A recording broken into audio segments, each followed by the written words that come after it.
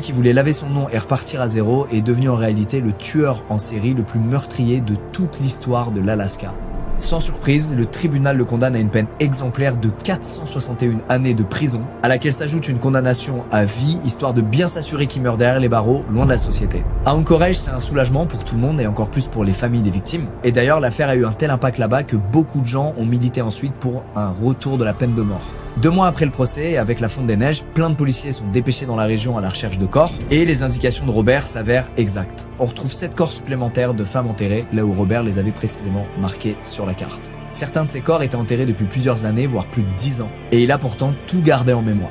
Il se rappelle de chaque meurtre en détail, de chacune de ses parties de chasse, et de chaque tombe de fortune qu'il a creusée dans cette région désertique. Alors si le sergent Floss est évidemment très soulagé d'avoir réussi à coincer Robert, il est malgré tout affecté par le fait de pas réussir à retrouver tous les corps. Il sait que Robert a pas tout avoué et qu'il n'arrivera pas à retrouver des corps sans son assistance.